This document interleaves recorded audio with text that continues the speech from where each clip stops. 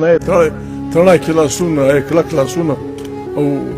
د سهار و ماښام ډوډۍ نه رسېږي یا ربه دا دې زموږ څنګه قسمت کړي ښځه خو هم دا وایي موږ ښځې اوس دومره شوي دي چې د شادۍ په ورځ دې خواران ژاړي ولې خامخا یو زوی په دوبۍ کې دی بل زوی په سکر کې دی بل زوی د خرکار سره دی بل زوی چیر ورک دی د واده په ورځ هم چې ته راسې دا اوښکې پاکوي وبخښه ولې څه به دا وویل ولې خیر دی شکر دی که پلانی دلې وی خوند مې کړی دا واده به مې تېر کړی که پلانی دلې وی دا اختر به مې تېر کړی که دا زه قسم واخلم انشاءالله د درو روژو نه پوره وړی کېږم داسې خلک دلته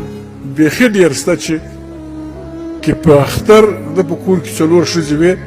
دوې جوړې د چیټ جامې د ورکې په بل اختر یې ولکه ورکړي چیټ ګسر اوس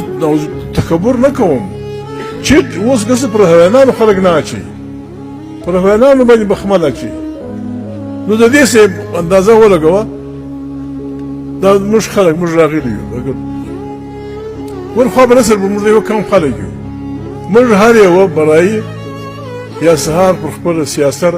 پر خپله لور پر خپله خور غږ کړی دی چې زویه زما د حیا جامې راکړه پردي خلک راځي میلمانه راځي